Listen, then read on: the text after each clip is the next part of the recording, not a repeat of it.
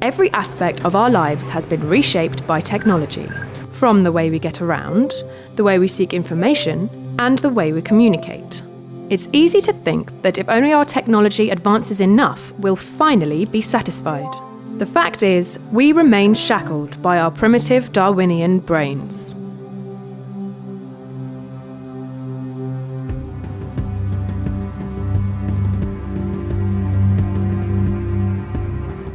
Humanity, for whatever progress we have made, is the result of an unguided, natural, 3.8 billion year long experiment of chemistry. Evolution is the process that has made you what you are, but it is not far-seeing. It does not and cannot consider the future, make decisions about where we ought to go, how we ought to be. Passing on genes is the only objective. But as thinking human beings, we care about far more than that. Consciousness means that we have the capacity to experience the world, to reflect upon, and, most importantly, to shape it. And so, what begins as humanism, our most sympathetic understanding and treatment of human nature, becomes transhumanism, the drive to fundamentally revolutionize what it means to be human by way of technological advancements. Changing human nature might be the most dangerous idea in all of human history, or perhaps the most liberating. Generally speaking, transhumanist thought does two things. First, it considers current trends to see how future technologies will develop and how they might affect us. Second, it calls for the use of current and upcoming technology to bring about beneficial societal change. We'll examine three central areas of transhumanist thought: superlongevity, superintelligence, and super well-being.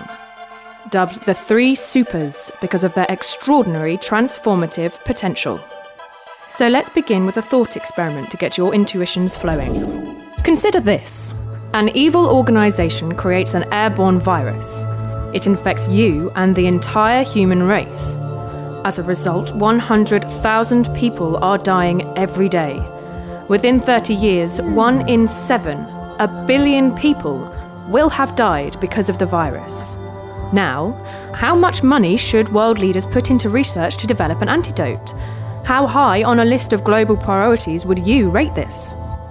There is no denying the situation would be dire. Most people would demand immediate action. But hey, this is just a thought experiment, right? Not quite. 100,000 people really do die every day from diseases caused by aging. But no one treats aging as a global priority.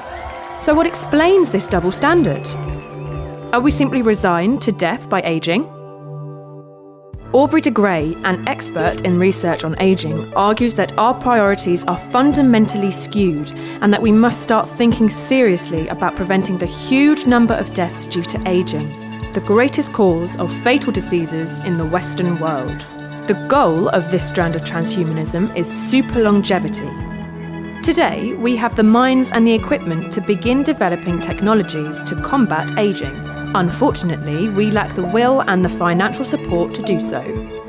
Most of us are so accustomed to the idea of growing old that aging seems like just a fact of life.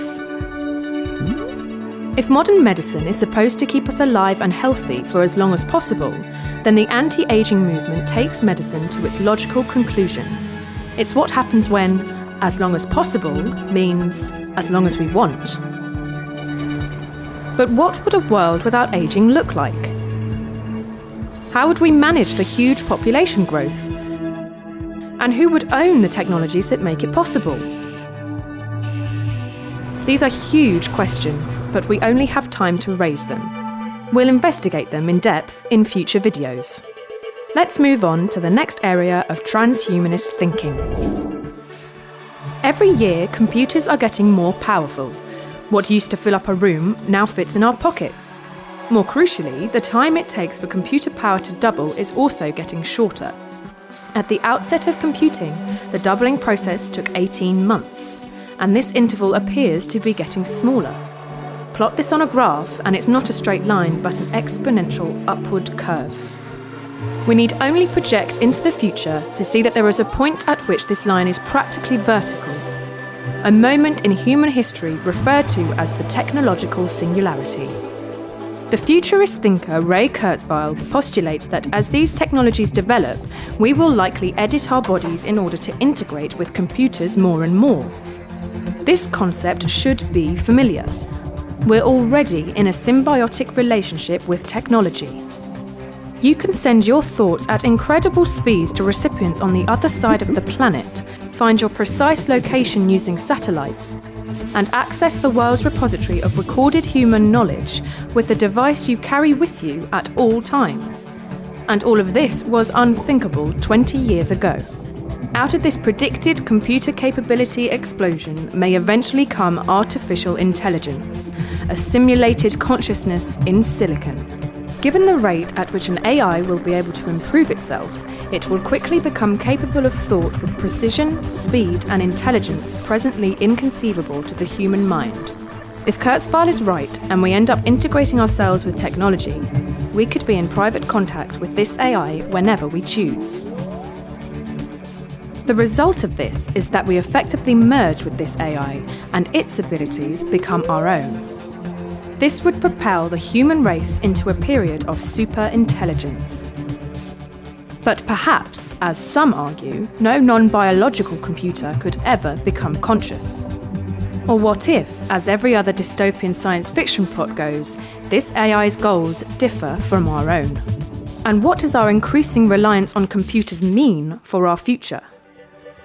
Superlongevity and superintelligence are all well and good, but only insofar as they make us happier, more fulfilled, more content. Let's look at the last section, which deals with the issue of well-being. Imagine you're soon to be a parent. Your doctor informs you that, if you wanted, you could choose certain features of your child's biology. You could choose how genetically prone to depression they will be, their levels of anxiety, jealousy, anger, and even their pain threshold. Would you choose a high likelihood of chronic depression, an intolerably low pain threshold? How about panic attacks and anxiety? Probably not. The last major branch of transhumanism, spearheaded by philosopher David Pearce, aims to investigate and phase out suffering. He argues that, ultimately, all our conscious states, our feelings, moods, and emotions are all an expression of our brain chemistry.